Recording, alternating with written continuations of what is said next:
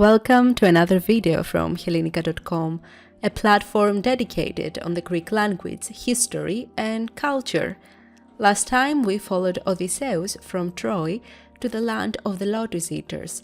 Today we will explore the land of the vicious Cyclopes and follow Odysseus till the bewitched island of Kirki, where Odysseus will have to use his charm to save his men.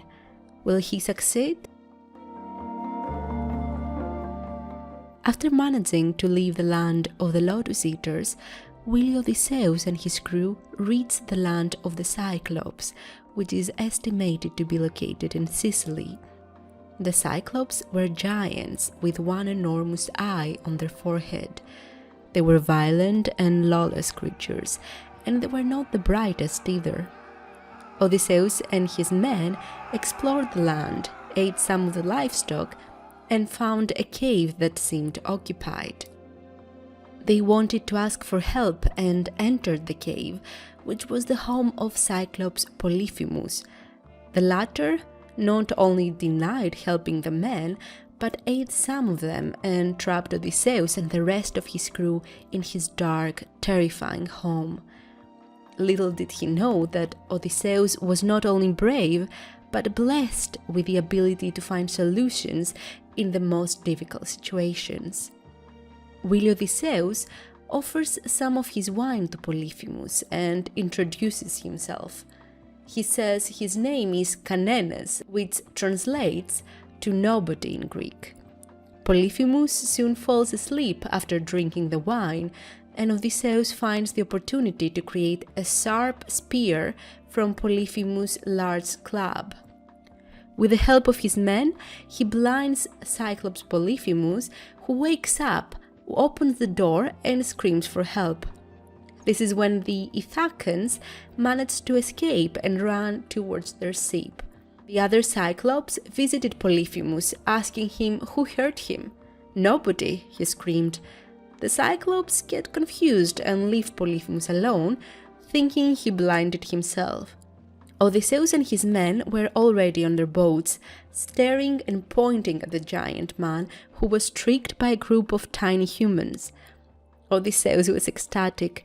He had fought men in Troy, but managing to win against a giant creature like Polyphemus was a great achievement. And that is when he began insulting Polyphemus while sailing away. He was unaware that he had committed an hybris, and he was soon going to face the wrath of Poseidon, father of Polyphemus and god of the sea. Poseidon throws an enormous rock at Odysseus that nearly hits his boat. Odysseus is now cursed to never return home, at least alive. Odysseus and his crew managed to reach the island of the wind, where Aeolus, the god of the winds, resides. Aeolia was located close to Sicily, and Aeolus was very kind and hospitable towards Odysseus and his men. The Ithacans stayed there for 1 month, and before they sailed away, Aeolus gifted Odysseus a bag containing winds that could help them reach Ithaca faster. With the weather in their favor, the boats start approaching Ithaca within 10 days. Odysseus stared at the starry night over Ithaca, knowing he would step foot on his beautiful kingdom probably within a day. And he fell asleep peacefully on the dock. Some of his men, though, could not sleep that night. What was in Aeolus' bag? They wondered. Did it contain winds or treasures? What if Aeolus had given gold to Odysseus, and the latter did not want to share the gifts with his men? These greedy men decided to open the bag, just like Pandora opened the box containing all evils. The winds were forcefully released, creating a hurricane that led the boats back to Aeolia. Aeolus speculates that Odysseus' journey is cursed, and explains that he can't help him any further. The Ithacans start sailing without any wind, and they soon reach Lamos, a place that was inhabited by a group of aggressive cannibals called Laestrygonians. The Laestrygonians attacked and ate many of Odysseus' men in front of the rest of the crew, who watched in horror. The Ithacans ran back to their boats. However, the hungry cannibals started throwing rocks at them. The rocks destroyed all ships but one. Odysseus and the rest of the survivors managed to escape by paddling faster than ever. The next stop was the island of the witch Kirki. Odysseus' men were terrified to search for the inhabitants, since they had been meeting only dangerous, inhospitable individuals.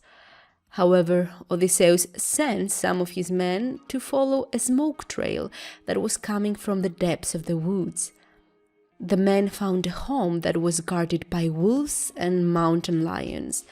A woman was singing inside the house. She invites the men inside, welcomes them, and prepares a feast for them. Little did they know that she was the witch Kirki. The men start eating and drinking, except for sailor Evrylochos, who was hesitant towards strangers after witnessing his mates being consumed by giants, not once but twice. Suddenly, the men start turning into pigs. Their drinks contained a powerful potion that Kirki had prepared for the men who displeased her. Evrylochos informs Odysseus, and the latter visits Kirki and threatens her that he will kill her unless she takes the hex back. Kirki explains that the curse will break only if Odysseus spends a night with her, a proposal that the king of Ithaca found quite fair. Odysseus ended up spending an entire year at Kirki's island, which had turned into a paradise for him and his men, who were not only turned back into men, but their looks were also enhanced. Eventually, the Ithacans realize that it is time to go home. Odysseus asks Kirki to help them return to Ithaca, and she reveals to him that in order to break the curse, he would have to visit Avis, the kingdom of the dead, and speak to Tiresias, the well-known fortune-teller and prophet.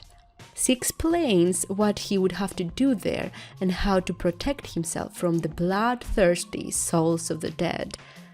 How will Odysseus travel to Avis? Who is he going to meet there? Stay tuned, because part 3 will be coming soon. So subscribe if you enjoyed watching this video, leave a like, and why not, comment down below.